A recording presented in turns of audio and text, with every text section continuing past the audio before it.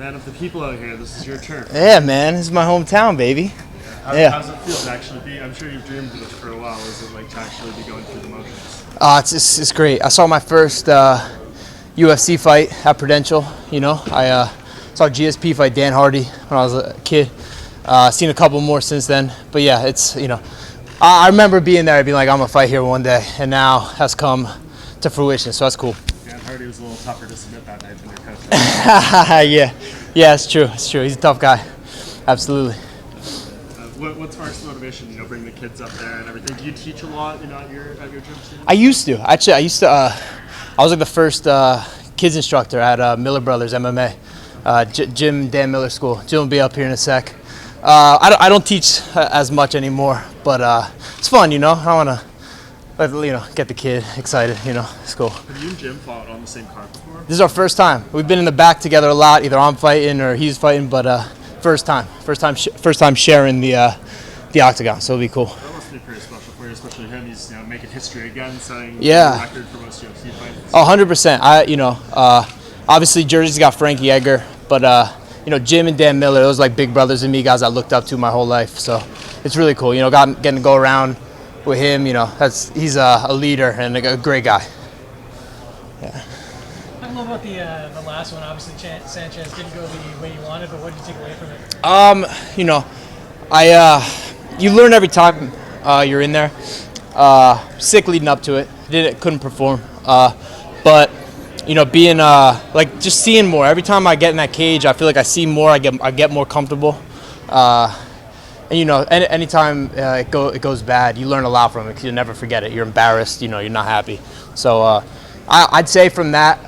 Being in there on my worst night, I probably should have been laid up in a hospital bed, but I went in there and fought. It makes me very fearless because I've been. It can't go worse than that. You know what I mean? I'm never gonna. It's not gonna be my worst night. I'm not gonna be sick like that again.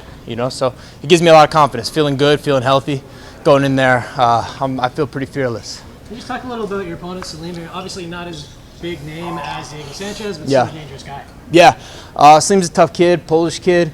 They call him Grizzly, so I bet he's gonna be strong. I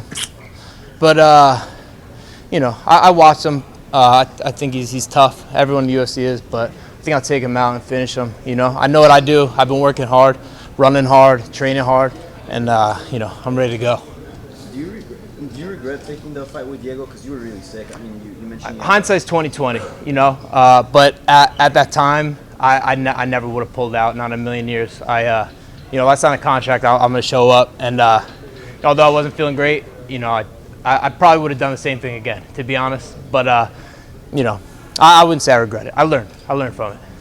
And you trained here at home, right? Yeah, I trained in Jersey. Yeah, Gracie, New Jersey.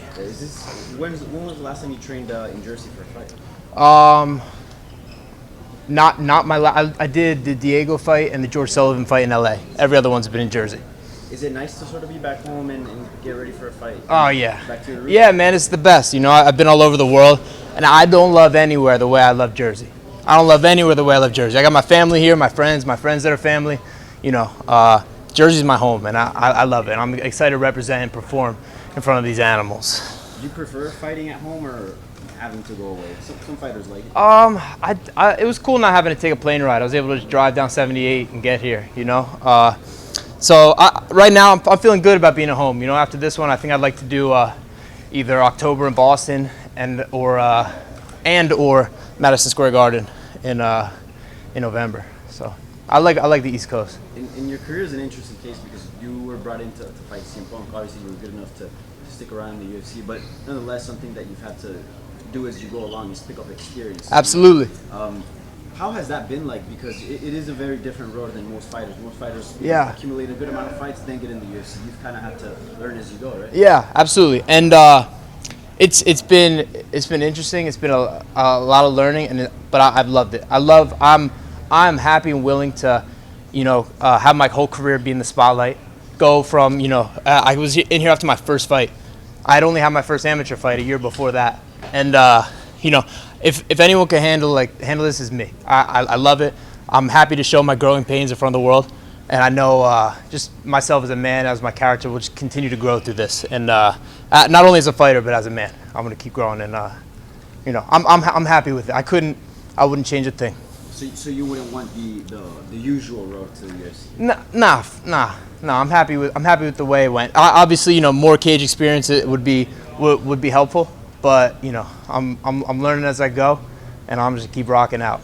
And how helpful is it training with Jim Miller? Because he's got the most fights in the UFC. Yeah, man, he's an OG. Yeah. It's great. Jim's been giving me advice since before I had my first amateur fight. I've always looked up to him and his brother Dan. Love them like brothers. Look up to them like brothers.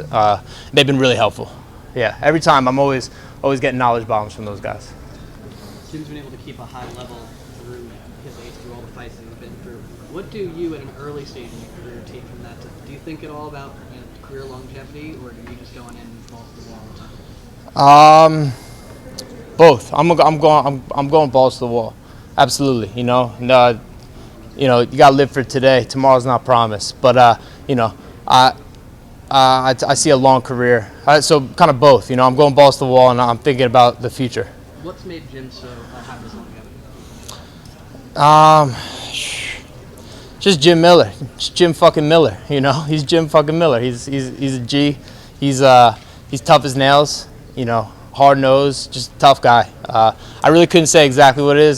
He's Jim fucking Miller. He's a legend. Hey Mick, obviously with the amount of competition in the division at the minute, where do you see yourself and where do you want to be within the next 6 to 12 months? Where I see myself, I know I could beat any 170 on any given day. What I'm doing is I'm learning through my cage experience. So I'm trying to get the cage experience so I can make sure I could be that guy every time I get in there. You gotta have your best 15 minutes when it's that time. I gotta have it at Saturday at 2:30.